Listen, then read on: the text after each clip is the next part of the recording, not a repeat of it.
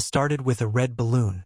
Not a metaphor, a real one, tied to the side mirror of a black Audi parked 2 streets over from my office. A car I didn't recognize, but one I would soon become intimately familiar with. It was a Thursday, mid-April, the kind of day that smells like promises and wet pavement. I had just stepped out for lunch when I saw it, bobbing in the wind like a lazy signal. I don't know why it caught my eye. Maybe because it looked out of place. Maybe because it was the exact shade of red Amanda always used for her lipstick, the kind she only wore when she wanted something. Or maybe, deep down, I already knew. I stood there for a full minute, staring at the balloon, then the car, then back again. I almost kept walking. Almost. But some dull pull in my gut told me to stop pretending I didn't see what I saw.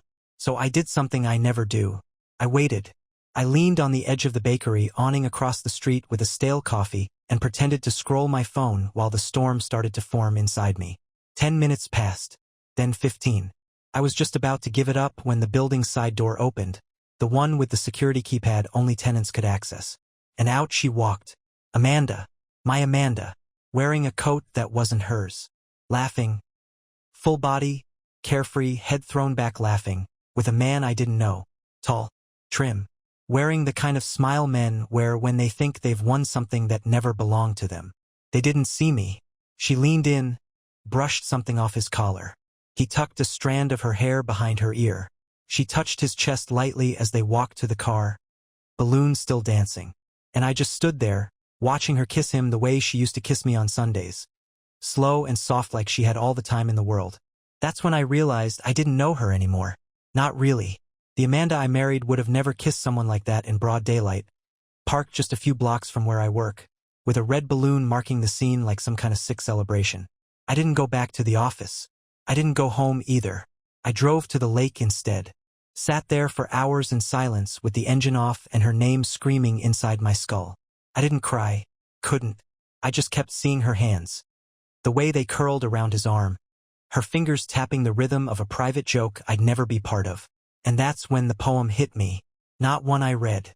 One that just surfaced from somewhere dark. She said she loved me, but the photos told another story. Her smile, for him. Her lies like knives. I didn't scream. I planned. Revenge or forgiveness. I'm caught between 2 fires. One burns to destroy her, the other to free myself. I didn't go looking for answers that day. I found them. All of them. Not through confession. Not through guilt, but through arrogance. She thought she was untouchable. She thought I was blind. But I see now. I see everything. And if she wants a game, then it's time I learn how to play. The next morning I played normal. Not just, "Hi honey, how was your night?" Normal. I mean flawless, Oscar-worthy normal. Eggs on the stove. Coffee brewed. Her favorite playlist humming low from the Bluetooth speaker in the kitchen. She walked in. Hair still damp from the shower, wearing one of my shirts like she hadn't spent yesterday glued to another man's chest. She kissed my cheek. "Morning," she said, and I smiled, looked her dead in the eye and said, "Sleep well." She nodded. "So well. I missed you last night." That was a lie. She didn't even text. I slid a plate of eggs her way and said, "Let's take a weekend trip, just us. Somewhere quiet." She blinked just for half a second, then recovered. "Babe, this weekend's packed. Remember the charity event?" I hadn't forgotten. She'd mentioned it weeks ago, the same way you mentioned dentist appointments, casually, predictably, and with a touch of annoyance. But now that event felt like a smokescreen, something she could hide behind while slipping into someone else's sheets. "Oh right," I said, sipping my coffee. "That's Saturday? MHM?" she said, buttering her toast. "And Sunday too." Another lie. I nodded, then dropped it. Let it stew. She had no idea the storm brewing behind my eyes. No idea I'd followed her from that parking lot yesterday. No idea I saw them check into the Crest Hill Hotel under false names. Her as Melissa. Him as Daniel. No idea I'd paid the concierge to confirm their room number. For 08. No idea I took a picture of them through the sliver in the hallway curtain. Him shirtless, her barefoot, their bodies close like puzzle pieces that were never meant to be mine. But here's the thing. I didn't confront her yet. Not even close. Because I wanted more. More than proof. More than a scene. I wanted to watch her lie straight to my face again and again until the truth felt radioactive. So I got strategic. I called the charity she said she was working with. Told them I was doing a donor spotlight article, wanted to know more about the event. There was no event, no fundraiser, no gala, no need for volunteers. Just Amanda vanishing into smoke. So I played dumb for 2 more days. Friday evening, I found a bracelet in her car. A cheap silver chain I'd never seen before. Planted by yours truly. A decoy I picked up from a pawn shop in Midtown. I left it on the kitchen counter, casually, and waited. That night she came in late. Makeup slightly smeared, blouse buttoned wrong. I nodded at the bracelet. Whose is that? Her eyes locked on it like it had teeth. She hesitated, then smiled too wide. Oh, one of the girls at work. She took it off and left it in my car after we went out for lunch. I nodded. Which girl? She blinked. Cassie, she said. The name rolling off her tongue like gum she meant to spit out. Funny. Cassie quit 3 weeks ago. I said nothing. Just sipped my drink and watched her dig her own grave 1 inch at a time. By midnight she was asleep. I wasn't. I was sitting in the guest room with my laptop open, screen glowing like a secret. Her phone was synced to our cloud. She forgot. People like Amanda, people who lie for sport, always forget the basics. And there they were. Photos. Not just the one from the boat. Dozens. In hotel rooms. In his car. That same red lipstick. That same dress. That same damn smile. She said she loved me. But the photos told another story. She was building a second life in front of me, one lie at a time. And now I had her script. Next move? Not screaming. Not crying. Just precision. His name was Nathan. It was on a dry cleaning tag left in the back seat of her car. A simple piece of beige cardboard wedged between the seat cushions like an afterthought. N. Kessler. Not a common name. Took me less than 2 hours to find him. Sales director. Drives a black Audi. Lives in a high-rise downtown with valet parking and a gym that smells like eucalyptus. I didn't call him. Not yet. First, I watched. I parked 3 buildings away from his condo that Friday night. I watched her walk in wearing yoga pants and a ponytail like she was just dropping off dry cleaning. She stayed 4 hours. Came out looking lighter, like she'd offloaded a burden. I wondered if it was me. I wondered if he even knew I existed. Saturday morning, I created a burner account. I found his Instagram, then his LinkedIn. He was easy. One of those guys who overshares in every direction. Bragged about closing deals, about his gym progress, about wine he didn't understand. His captions reeked of performative charm. He looked like someone who'd cheat without hesitation but flinch when the bill came. So I sent the first message anonymously. Just a photo, one of Amanda and me at our wedding, standing in front of the old oak tree behind my childhood home. No caption, just the image. He didn't reply. 3 hours later, I sent the second message. A close-up of Amanda's hand on his knee, cropped just enough to keep his identity vague. But her engagement ring front and center. The ring I'd designed. The one I'd fought with 2 jewelers to custom make because she said she wanted something no one else had. Still nothing. So I sent the third. She's good, isn't she? How many lies did she tell you today? 5 minutes later, he blocked the account. Coward. But he didn't ghost her. That night she came home with a weird tension in her body. Like she was buzzing under her skin but trying to hide it. She kept checking her phone every few seconds, then locking it like it might combust. I waited. Sunday came and went. She claimed she spent it with her volunteer team. Again. I knew where she was. Room 508 this time. They upgraded. I didn't confront her. Yet. Instead, I called in a favor. A guy I knew from college, Luke, works in digital surveillance now. I told him it was about potential infidelity. Didn't sugarcoat it. Within 48 hours, he had remote access to Amanda's location history, browser logs, and cloud backups. I paid him double and said not to ask questions. What we found was worse than I expected. They had a secret email thread. Not even Gmail, a Proton Mail account. Encrypted. Clean. Full of flight confirmations. Apartment listings in Austin. Plans. They were planning a life together. Without me. While sleeping in my bed. Using my money. Wearing my shirt. She told him I was controlling. Cold. Sexless. that I'd been checked out of the marriage for a year. And I laughed. Out loud. Alone. In my kitchen. Because I remembered every damn grocery list I wrote. Every bill I paid. Every anniversary she forgot.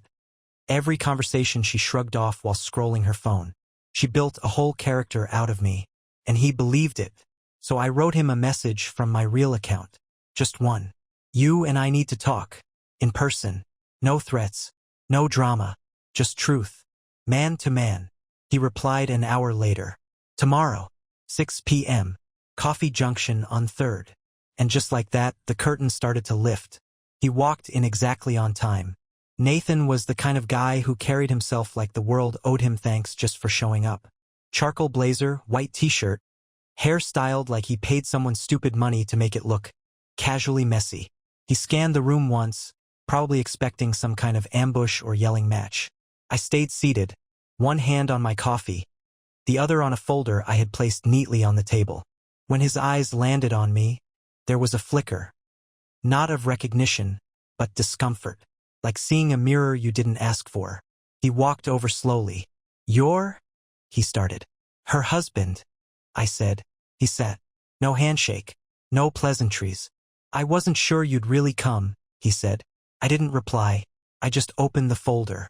Inside were printouts, screenshots, photos, every receipt, every message, each timestamped, each undeniable. Before you start, I said, calm but surgical.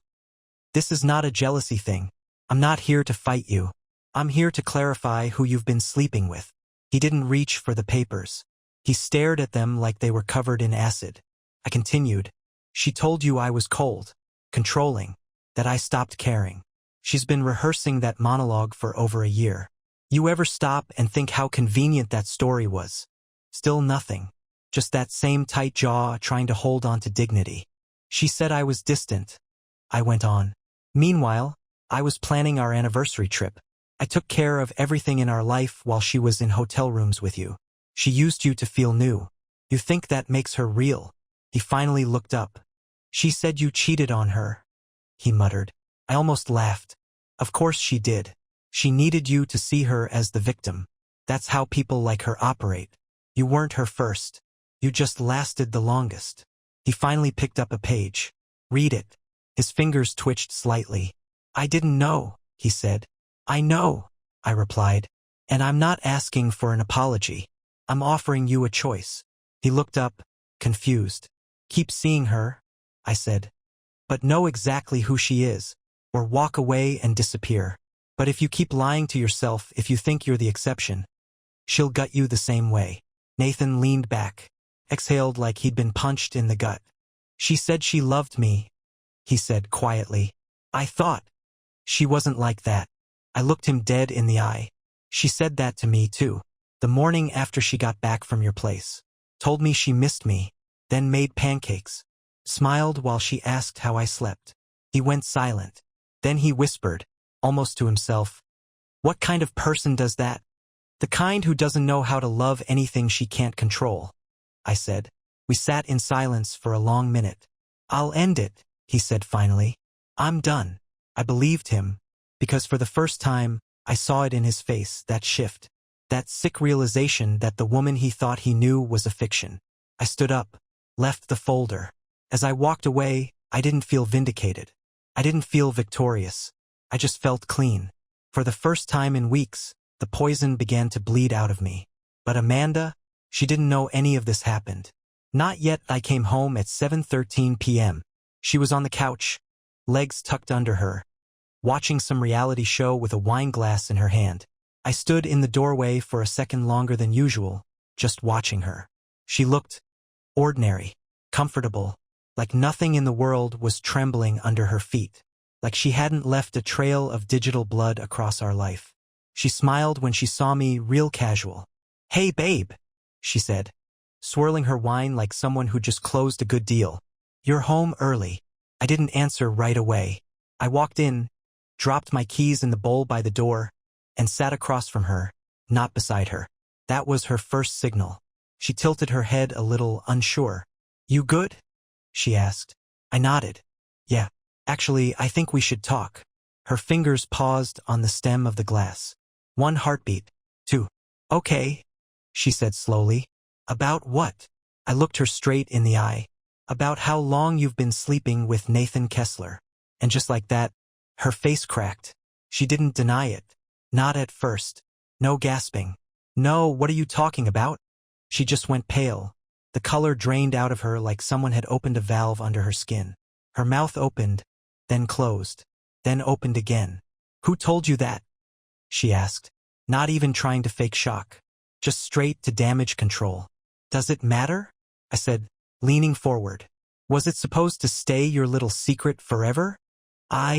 She started. It wasn't like that. I laughed once, sharp and humorless. Don't insult me. It was exactly like that. She stood up suddenly, pacing, hands flying like she was conducting an invisible orchestra of excuses. You don't get it, all right? I didn't mean for it to happen. Didn't mean for which part? I asked. The lying? The hotel bookings? The second email address?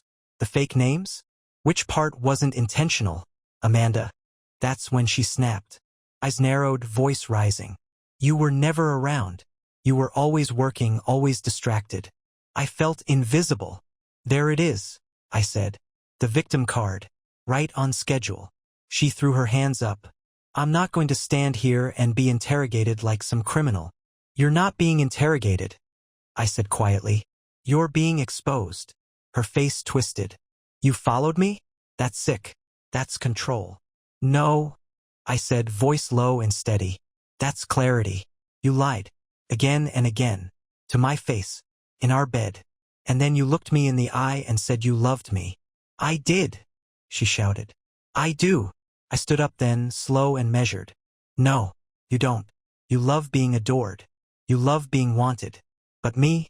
You haven't seen me in a long time. She looked like she wanted to scream, or cry, or throw something. But nothing came. Just silence. The kind that settles like ash after a fire. I met him today, I added. That made her freeze. Nathan? She asked, voice like a thread. He knows now, I said. About me. About you. About the lies. He's done. She didn't move. Didn't blink. Her whole body stiffened like glass. I told him the truth, I said. Because someone had to. For a moment I thought she'd apologize. I thought she'd break just a little. But she didn't. She squared her shoulders and gave me a look I'll never forget. Cold, proud, untouched by guilt. You think you're a saint? She said. You think just because you caught me, you're better than me? I stared at her, almost fascinated. No, I said. I don't think I'm better. I think I'm free. She blinked. Just once. Like I'd hit a nerve she didn't know she had. And then I turned and walked out of the room. I didn't sleep that night. Not out of rage or heartbreak. I was long past that. My body was still, my mind sharper than it had been in months. I sat on the edge of the guest bed with a legal pad in my lap and started making a list. Not of what I was losing, but what she thought I'd never dare to take. Amanda had built her life like a theater set. Perfect from the front, soft lights, good angles, expensive wine on the rack. But behind the curtains it was hollow. She never expected the audience to walk backstage. I started small. Monday morning I called our bank and froze the joint savings account. She never noticed. She was used to me handling the money, auto-pays, investments, all the boring stability she took for granted while she played out her fantasy life in hotel rooms and encrypted inboxes. Then I emailed our real estate agent. Amanda didn't know, but I'd bought the house solely in my name. She didn't bother with the paperwork back then. Called it your thing. That was her mistake. The house went on the market privately. No for sale sign, no warning. I scheduled showings while she was at work. I moved half my clothes out in 2 days. She didn't notice. She was too busy texting her friends about some bachelorette weekend in Palm Springs, which I now knew was another cover. Then I called her boss. Not to blow up her life, but to confirm something. A detail. Amanda didn't have any overtime. No weekend assignments. No travel conferences. All of it was fabricated. She'd used PTO, personal time, even claimed bereavement once. For a dead uncle that didn't exist. Her boss seemed surprised. I didn't know she was having personal issues, she said. I didn't correct her. Instead, I called my lawyer. I wanted a separation agreement drawn up quietly, no courtroom drama, but with precision. The car stays with me. The house is being sold. She gets a check. 1. No second chances, no negotiations. I had enough evidence to prove infidelity, misrepresentation, and financial manipulation. He said it was a slam dunk if it went to court, but I wanted her to sign it voluntarily. I wanted to give her the illusion of control for one last moment. And then I prepared my exit. On Thursday, I told her we should go to dinner. I picked the restaurant she loved. Not because I was softening, but because I wanted her calm, comfortable, confident. She wore that red dress again, the one she wore the night she first told me she loved me. She didn't know I already transferred the utilities into my name. She didn't know the hotel video footage was sitting in my cloud drive, waiting, labeled and sorted. She didn't know Nathan had sent me screenshots of their latest messages, where she told him, he suspects nothing. She smiled across the table and said, I'm glad we're doing this. I smiled back. Me too, I said. I've got something to give you. I slid the envelope across the table. Her hand touched it, paused. What is it? She asked. Read it, I said. She pulled the document out slowly, unfolding the thick cream paper. Her eyes scanned the header, then stopped. The color drained from her face. What the hell is this? She whispered. Separation papers, I said. Already signed. Yours to co-sign. You'll find the terms more than generous. Her jaw clenched. You blindsided me with this? Here? In public? No, I said. I'm saving you the performance of pretending to care in private. You can't just. I can, I interrupted. And I am. And I will. I know about Nathan. I know about the fake emails. I know about the lies you told to both of us. Her hands started to shake. She pushed the envelope back toward me like it was poison. You're throwing away 6 years? She hissed. No, I said. You did. I'm just signing the receipt. She stared at me, eyes wide with fury. But behind it, I saw something deeper. Panic. The first hint of consequences. I stood, leaving her there with the untouched wine and the papers. She called my name. I didn't turn around. It started with silence. After the dinner, after the papers, after I left her sitting there in that red dress like the final scene of a movie that would never get a sequel, nothing. No calls. No texts. Not even a knock on the guest room door when I came home to sleep that night. Just the hum of the wine fridge and her footsteps avoiding mine. She was calculating, probably cycling through every angle, trying to figure out which mask to wear next. I waited. Took her exactly 36 hours. Saturday night, she came into the guest room without knocking. She was barefoot, her hair down, wearing an old hoodie she hadn't touched in years. Mine. She always kept it at the back of the closet like a memory she couldn't quite toss. Now it was a prop. She sat on the edge of the bed, like she used to when we first moved in. I read the papers again, she said softly. Her voice carefully cracked like a porcelain plate with one perfect break. I looked at her, said nothing. I didn't mean for it to go that far, she continued. Nathan was a mistake. I was lost. And you weren't there. There it was again, the passive dagger. You weren't there. I didn't flinch. I just waited for her to finish weaving her little story. I miss us, she said. You were my best friend. Best friends don't hide entire relationships, I said flatly. Her eyes watered. She was good, I'll give her that. She knew exactly how to cry without smudging her mascara. I thought we could fix this, if we tried. She reached for my hand. I let her fingers hover above mine for a second, then pulled away. You think this is about fixing? I asked. Amanda, this isn't a dent in the car. You dismantled the whole engine and sold the parts. You're not perfect either, she snapped, the softness cracking. You always act like you're some saint. I never lied, I said. Not once. I showed up. I stayed when it got boring. When it got hard. I kept showing up. You left a long time ago. You just forgot to pack. Her face hardened, like the truth slapped her. Fine, she said, standing up. You want to be cold? Be cold. But don't pretend you didn't love this life. You liked me dependent on you. No, I said, voice low. I loved you. You were the one who couldn't stand not being the center of every room. She stormed out. I didn't follow. 2 days later, she started her campaign. A long message, a classic. I've made mistakes. I was scared. I thought you didn't care anymore. But you're the only person who really knows me. Please, let's talk before this becomes permanent. Then came the photos.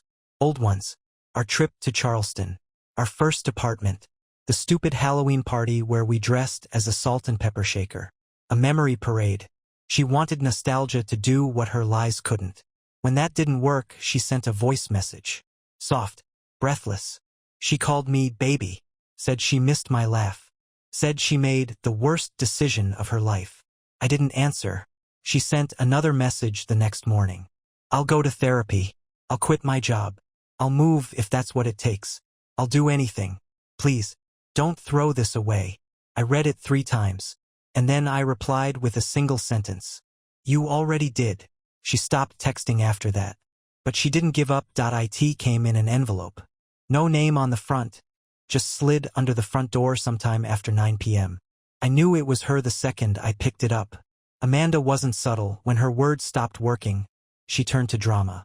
But this was more than a letter. Inside were 2 things. A folded note and a photograph. The photo first. It was us from our 2nd anniversary. Sitting on a bench outside the aquarium. She was leaning into me, eyes closed, laughing. My arm around her shoulders like I could keep her safe from everything. Even herself. It had a small crease in the corner, like she'd been holding it for a while. The note was short, just 8 lines. I don't know how to make you believe I mean it. I can't undo what I did. But I remember who we were. Every single day. Before the mistakes. Before the silence. I'm pregnant. It's yours. Please don't hate me. I read it once. Then again. Then a 3rd time. Pregnant. I sat down slowly. The weight of those words hanging in the air like smoke from a house that had already burned down. And for the first time in all of this, I didn't feel anger. I didn't feel cold. I felt something else, something deeper. That feeling when your body doesn't know whether to brace or collapse. My hands were shaking. Not from rage, but from something much worse. Doubt. What if she was telling the truth? What if this wasn't a trick? What if, after all this, I was about to be a father? The thought grabbed me by the throat. My mind jumped to that night.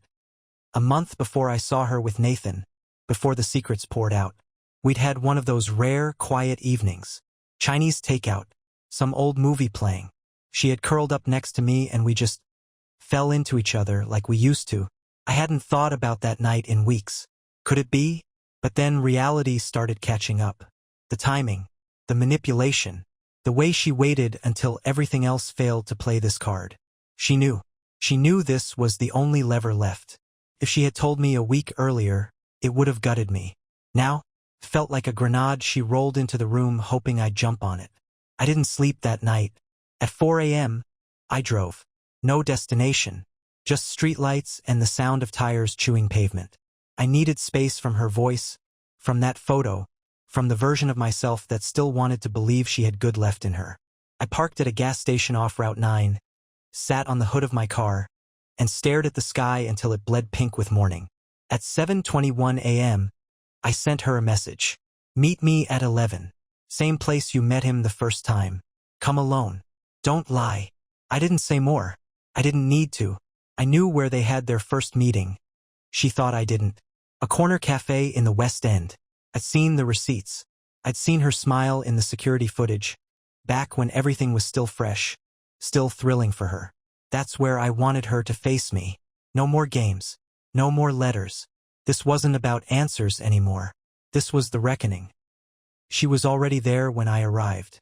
Sitting outside at a corner table, oversized sunglasses covering half her face. A black coat draped over her shoulders like she was auditioning for grief. The same seat where she once leaned in close to Nathan, laughing over shared croissants like she didn't have a husband watching their bank account for suspicious charges. I parked across the street and took a moment. Not for her, for me. To remember that no matter what came out of her mouth today, it wasn't for my salvation. She didn't come to confess. She came to sway. I walked up slowly. She looked up the moment I reached her table, her lips parting, maybe for a hi, maybe for a plea.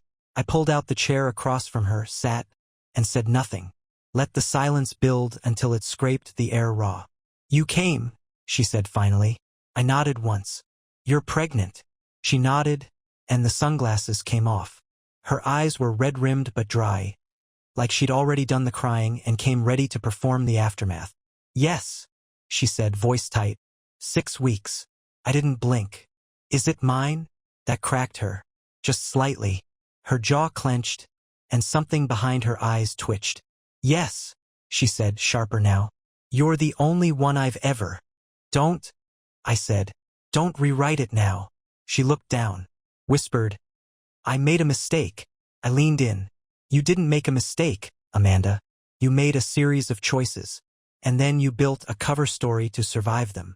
She didn't respond, just sat there, clutching the edge of the table like it was drifting out to sea. So what is this? I asked. You think this baby is a way back in?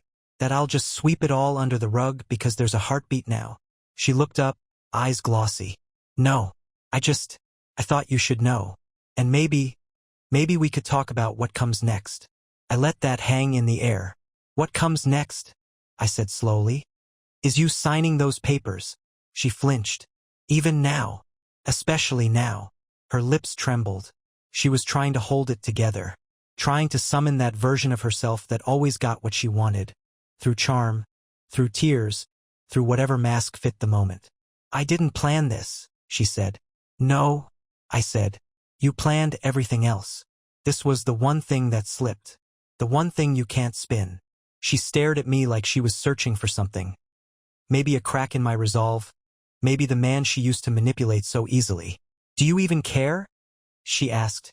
Quiet, venom just beneath the surface. If it is yours, you'll just walk away. I didn't walk, I said. You pushed. And now I'm done standing at the door you keep slamming shut.